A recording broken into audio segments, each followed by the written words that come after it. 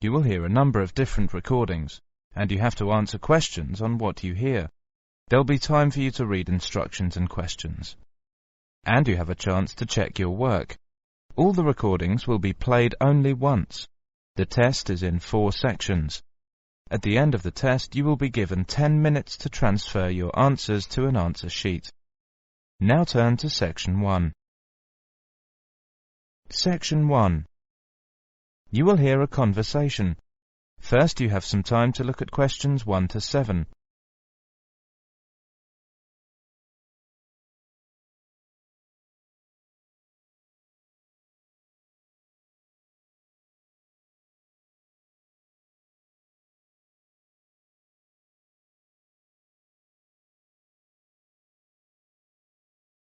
Now listen carefully and answer questions 1 to 7. Hi, Barbara. What will you do this weekend? Well, I'd like to do some shopping, but I have no idea where to go. I've only been here a few days. I was told London is an expensive place to live. Yes, but that's not completely true. London can be an expensive place to live, but if you shop in the right places, you can live relatively cheaply. Is that true?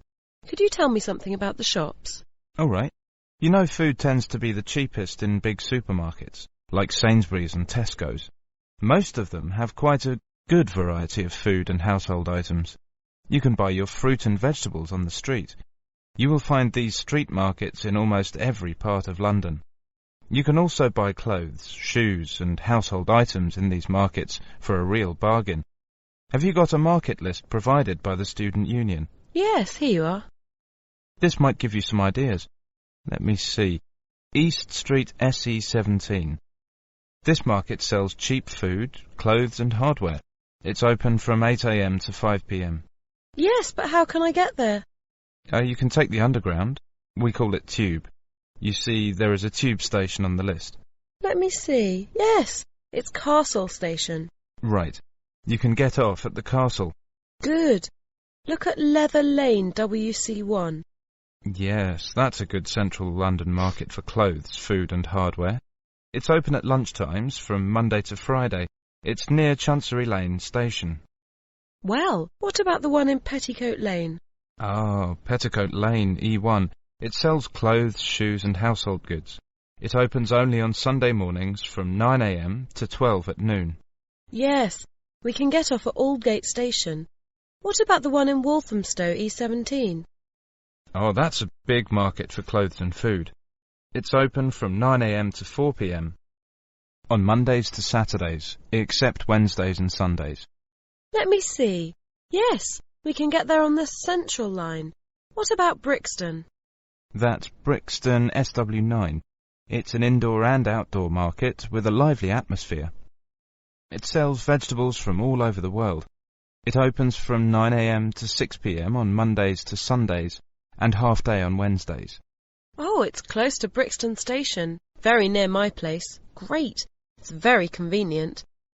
Tell me more details about Camden Lock. Yes, there are several markets on Camden High Street and plenty of shops. They sell fashion clothes, jewellery, recorders and pottery. The most famous one is Camden High Street, NW1. It's good for buying presents. Very close to Chalk Farm and Camden Town Station. I see. It says it opens on Sundays, only from 8 a.m. to 5 p.m. Well, I think these markets might help to keep my costs down. Well, if you need to buy new electrical goods or large household items, you can wait until the January sales when all shops sell goods at discounted prices. Thank you so much for your help, Tom. Should we go to Brixton together this weekend? I'd love to. Oh, I'm afraid I've got to go to a lecture. I'll ring you tonight. Before you hear the rest of the conversation, you have some time to look at questions 8 to 10.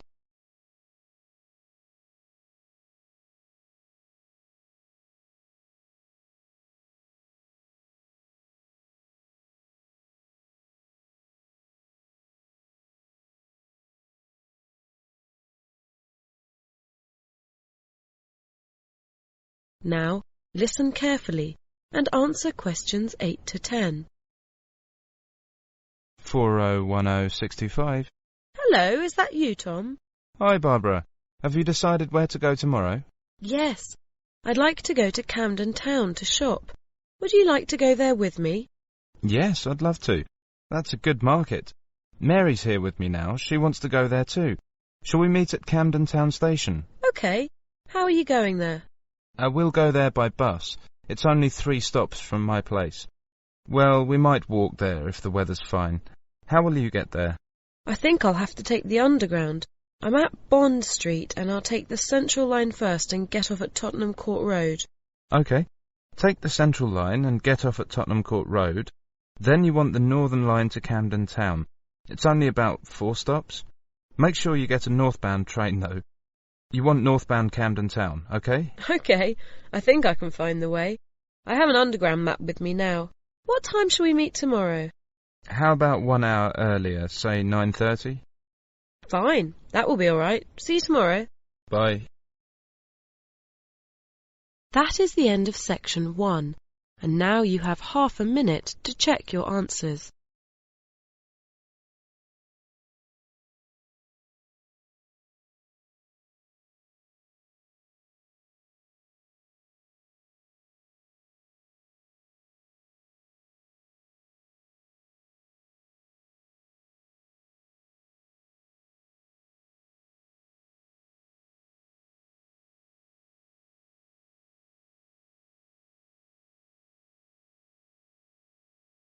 Now turn to section 2.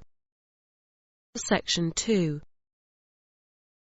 You will hear a radio program. First, you have some time to look at questions 11 to 16.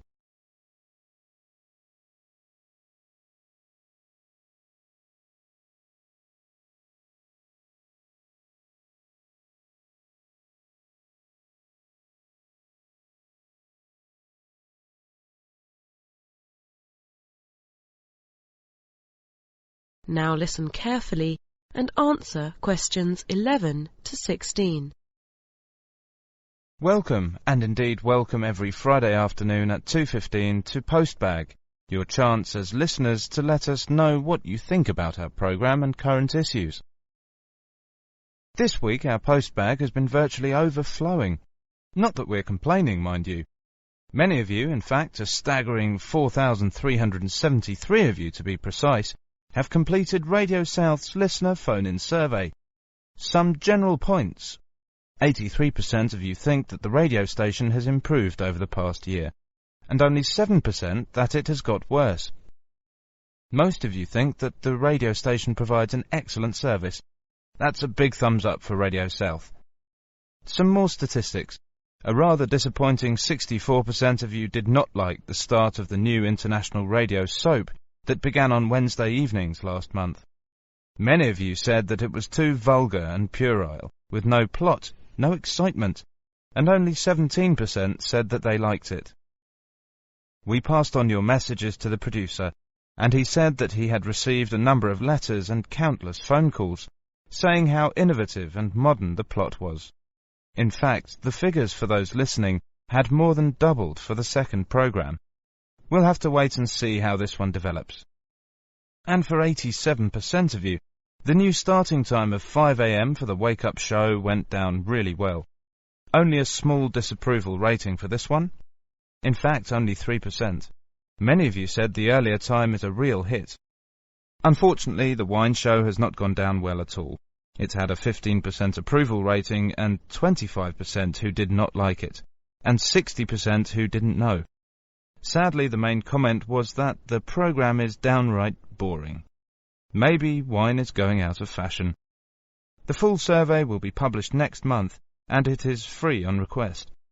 And now to our weekly letters slot. Before you hear the rest of the programme, you have some time to look at questions 17 to 20.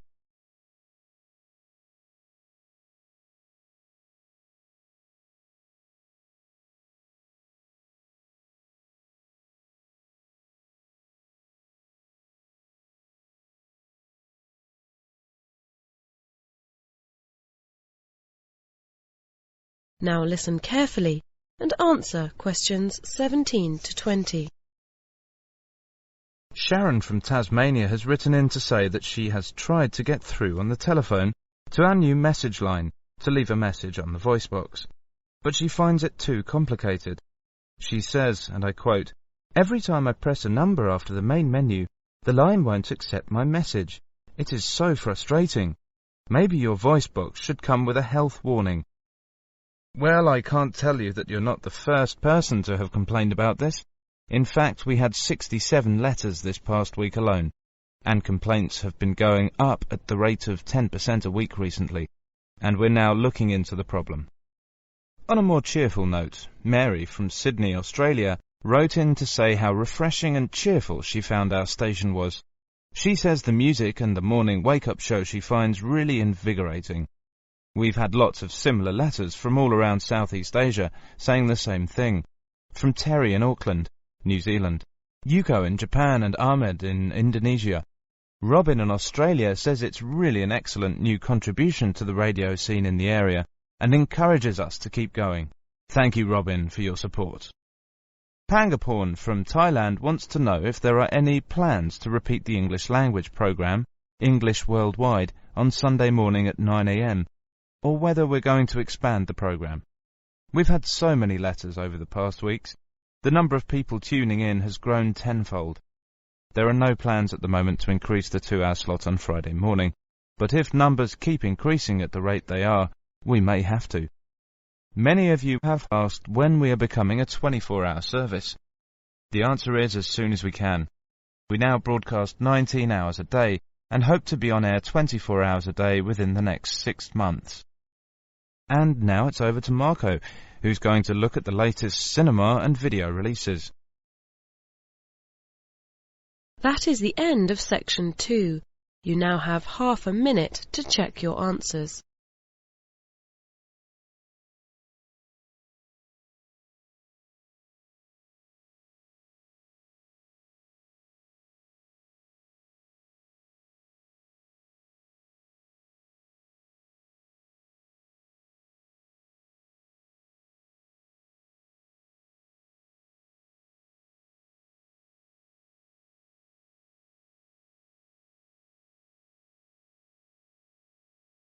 Now turn to section 3. Section 3. You will hear a conversation between a college tutor and a student about writing a book review. First, you have some time to look at questions 21 to 30.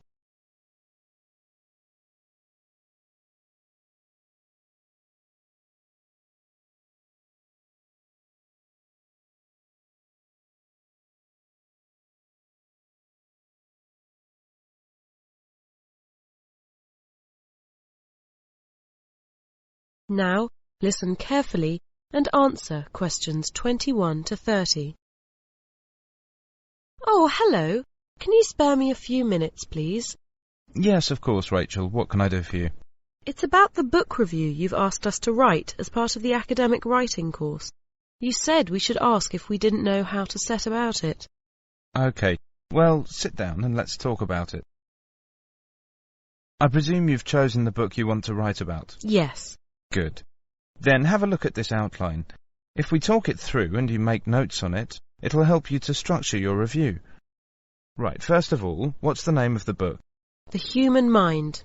Ah, yes, by Robert Winston. It was tied in with a very good television series, wasn't it? So you should start your review with the title and author. The next question is, what character would you put it in? For example, fiction, history, math? Well, I suppose it's science. Can you limit the field a little? How about popular science? Yes, I think that's more helpful. Then I suppose the subject area is the brain. Okay, and it's important to mention the intended readership, because you can't judge how effective a book is without considering who it's meant for.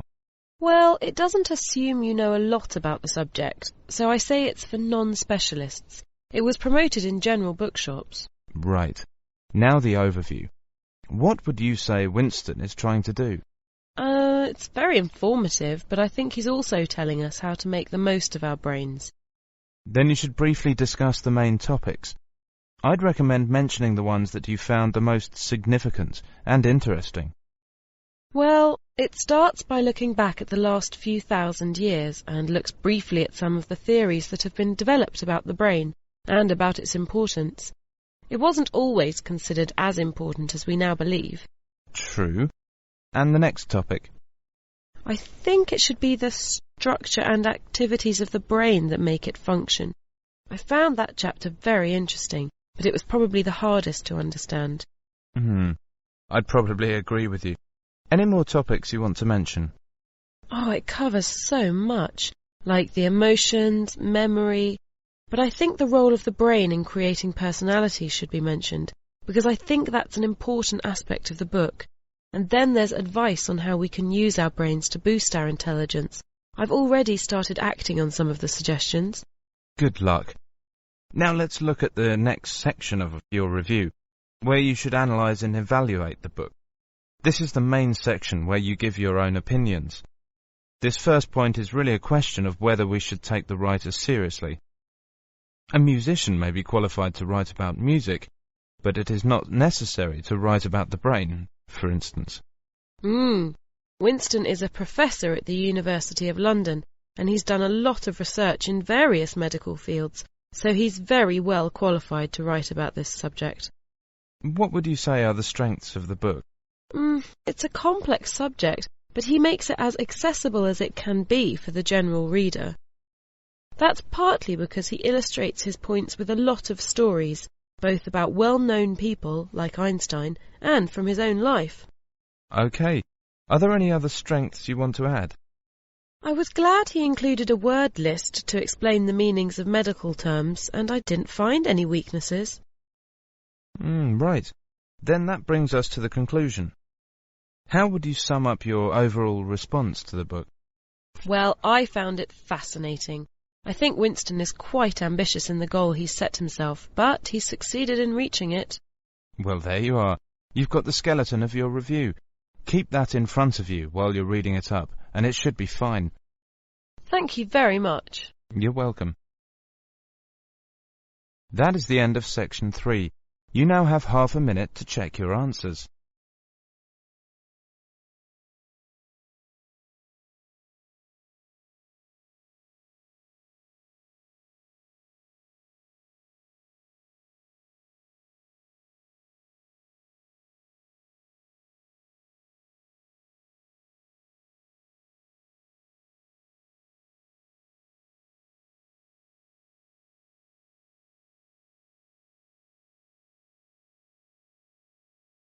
Now turn to section 4.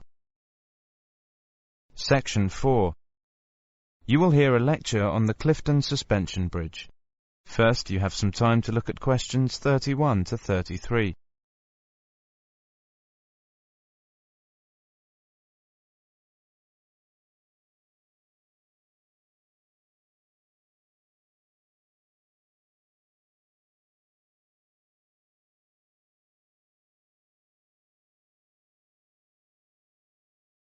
Now listen carefully and answer questions 31 to 33. This is the first of a series of lectures on historic engineering structures. Today we're looking at the Clifton Suspension Bridge in Bristol, which we hope to visit later this term, and I'd like to begin with a brief word about the bridge's history and about bridge building in general. Now, people have been building bridges since prehistoric times. Over the centuries, bridge design has evolved using a variety of engineering techniques, but the objective has always been the same: to get to the other side. One of the most basic types of bridge is the arch, and there's evidence from the Middle East that people knew how to construct arches using stone or brick as early as 3200 BC. The stone arch had the advantage of being quite simple to build, and it remained the main type of bridge design from Roman times until the early 1700s. Another type of bridge with a long history is the suspension bridge, where the road is suspended from cables hanging between towers. The first suspension bridges were simple affairs made of rope and wood, and the earliest recorded examples were constructed around AD 550 in China. But rope has limited strength, and it only became possible to build longer bridges when iron became available. The first major iron suspension bridge in Europe, completed in 1826, was the Menai Strait Bridge in Wales. Before you hear the rest of the lecture, you have some time to look at questions 34 to 37.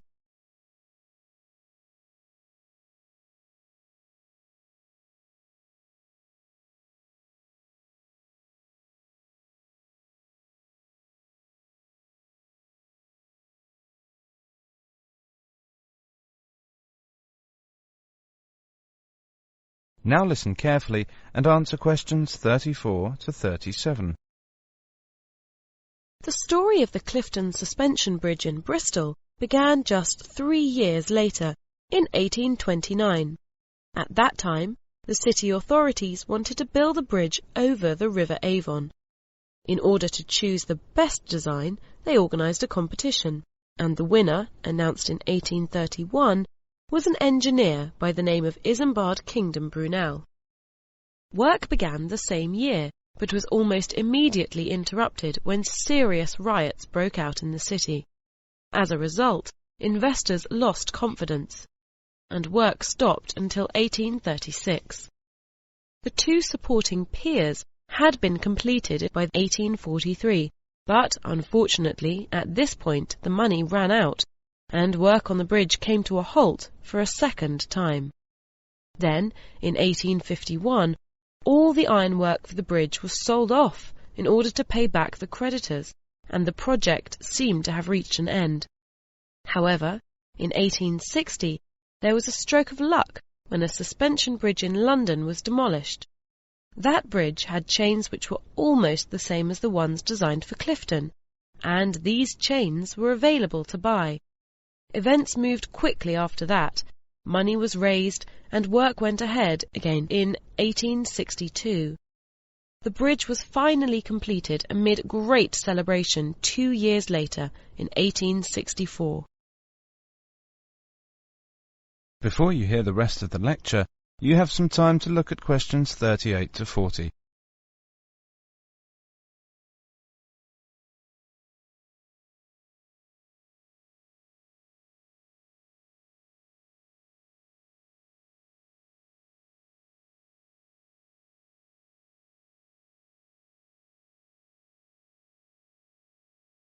Now listen carefully and answer questions 38 to 40.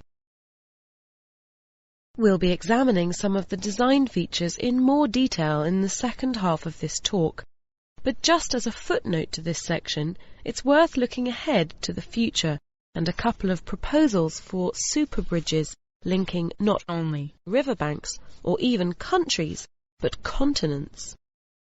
One of these is for a bridge between Alaska and Siberia, which would be 6 lanes wide and 80 kilometers long. The water of the Bering Sea beneath is only about 50 meters deep, but the biggest challenge is the extreme cold of the location. This would restrict construction to 5 months a year and also close the road during winter. There's a different obstacle facing a second proposal, a bridge linking Europe and Africa across the Straits of Gibraltar, and that's the depth of water. Although it's only 28 kilometers across, the water is as deep as 1,500 meters in places. In such deep water, a bridge may not be able to support its own weight, so engineers are considering using bridge structures which have never been attempted before. A third seaway that engineers hope to cross in the near future is the Straits of Messina, between the island of Sicily and mainland Italy. Unlike the other 2 proposals, the Messina Bridge only involves one national government, and the distance is relatively short at 2.5 kilometers, so there's a good chance it will be built. In this case, it's just a matter of who will provide the cash. OK, let's take a break at this point, and then... That is the end of section 4. You now have half a minute to check your answers.